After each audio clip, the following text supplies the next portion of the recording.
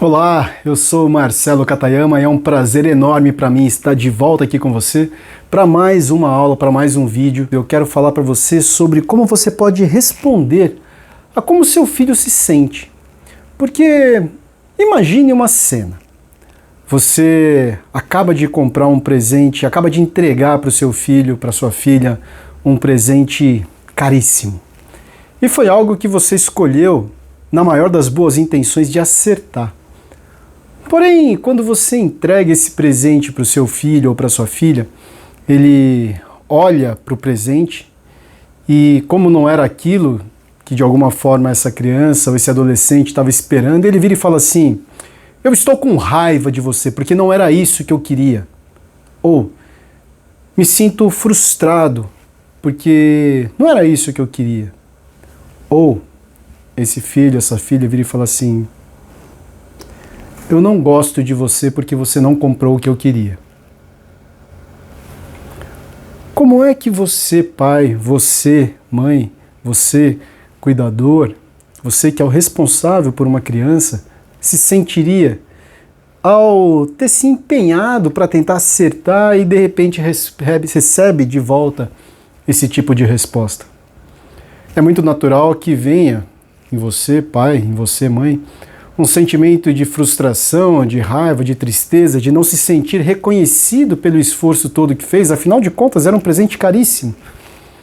Mas, nesse momento, o seu filho, a sua filha, esse adolescente, essa criança, ele está expressando como se sente. E, de maneira geral, como nós também nos sentimos tristes, frustrados, magoados pela resposta dessa criança, desse adolescente, a tendência natural é querer contra-argumentar e mostrar quantas funcionalidades tem esse videogame, esse brinquedo, quantas línguas essa boneca fala, quão caro foi isso, quanto do seu esforço você colocou. O problema é que isso não resolve nem a situação, nem a frustração da criança, nem a sua frustração. E a pergunta aí é: para aprendermos a lidar melhor com as nossas emoções e com as emoções dos nossos filhos, responder de uma forma mais produtiva como eles se sentem, uma das coisas muito importantes é a gente entender qual é a função de cada uma das emoções. É importante que nós conheçamos qual é a função de cada sentimento, para que serve cada uma dessas emoções, porque isso nos ajuda a compreender melhor o que está acontecendo com eles e também pode ajudar a direcionar melhor como essa criança lida com essa emoção e com aquela situação que está gerando a emoção. Então, por exemplo, o medo. O medo é um sentimento que aparece numa situação onde a nossa mente, o nosso sistema como um todo, vamos dizer assim, está percebendo algum tipo de risco, algum tipo de perigo, quer seja ele um perigo real ou um perigo imaginário. E esse risco, sendo real ou sendo imaginário, para a pessoa, quer seja ela um adulto, uma criança, um adolescente, para essa pessoa isso é percebido como real. E ao perceber que existe ali um perigo, o nosso corpo como um todo, as nossas emoções, o nosso sistema como um todo entra no estado de alerta. E aí tem medos que para um adulto não faz muito sentido. E a tendência natural nossa, como adulto, quando a criança, por exemplo, ou um adolescente tem medo, por exemplo, imagina que o seu filho vira e fala assim: olha, papai, mamãe, eu tenho medo de escuro. O que um adulto que não tem medo de escuro diria para essa criança? Veja bem, não tem por que ter medo de escuro. Afinal de contas, é só acender a luz. O que acontece é que para essa criança esse medo é real. E aí como fazer para ajudar essa criança, ajudar esse adolescente, ajudar esse filho a lidar melhor com esse medo? Uma das coisas é perguntar quais são as ameaças, quais são os perigos que essa criança, que esse adolescente imagina que tenha ali no escuro. E pode ser que a criança tenha medo de monstro, do bicho-papão, enfim, de alguma história que ouviu. E poder ajudar essa criança, esse adolescente a, primeiro, compreender qual é a origem do medo e, segundo, como lidar com essa imagem construída, é um pedaço muito importante. Certa vez, aqui eu tenho uma rotina de consultas e eu atendo muitas crianças e adolescentes. aproximadamente um quarto dos meus pacientes são crianças e adolescentes. E eu atendo muitas vezes em conjunto com os pais. E certa vez chegou uma menina com medo de monstro no escuro. E aí o que eu fiz junto com ela foi desenhar esse monstro e junto com essa criança construir alternativas de como lidar com aquele monstro. O que fazer se aquele monstro aparecesse? Porque na cabeça da criança aquele monstro é real. E aí de uma forma lúdica, muito divertida, a gente foi construindo algumas formas de como lidar com aquilo.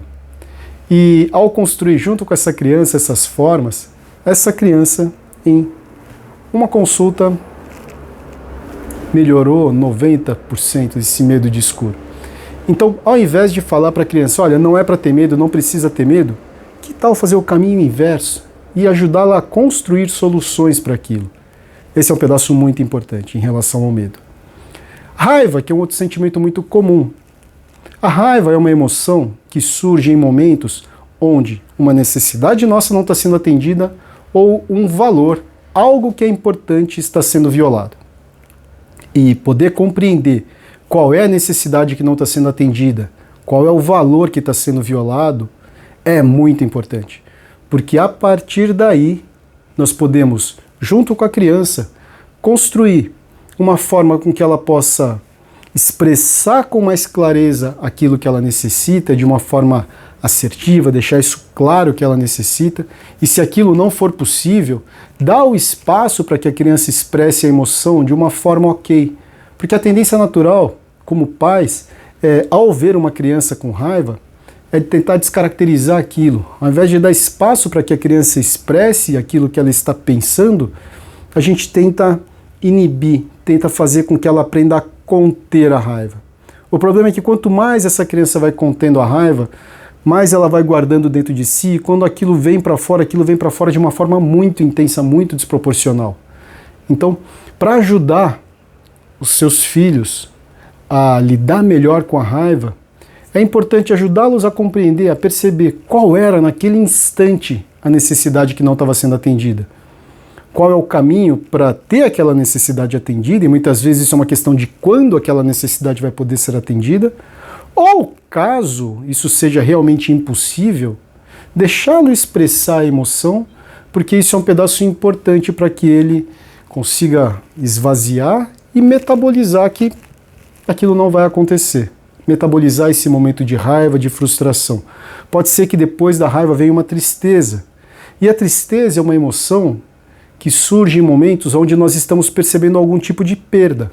Quer seja perda de algo real, quer seja perda de algo também imaginário. E como lidar com a tristeza?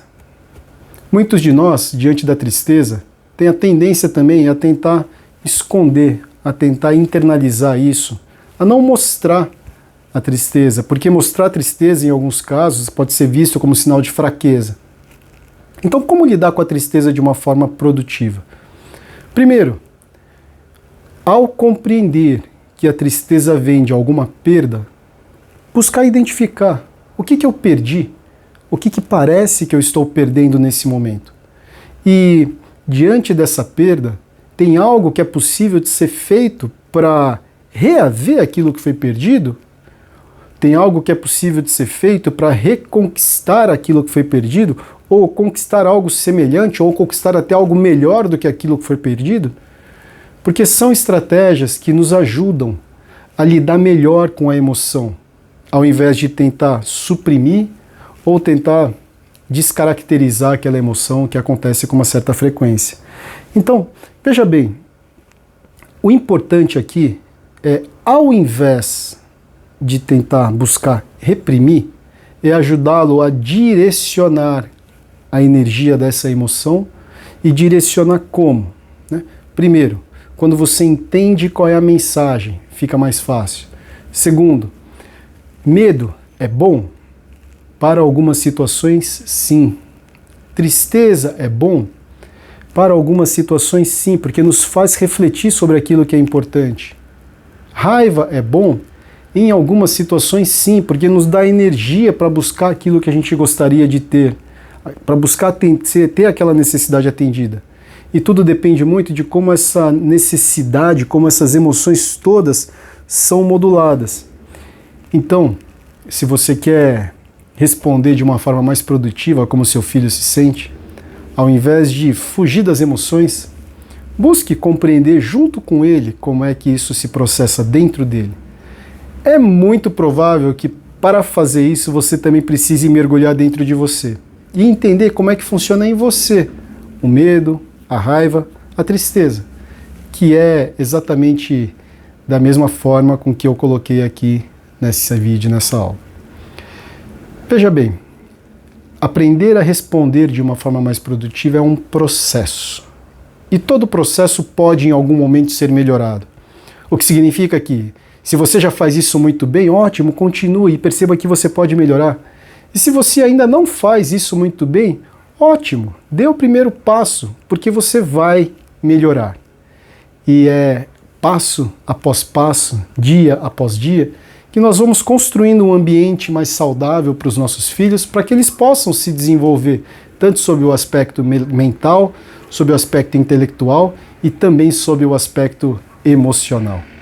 E eu sinto que essa é uma grande missão dos pais. Construir ou deixar à disposição um solo fértil para que aquela semente cresça e gere frutos maravilhosos.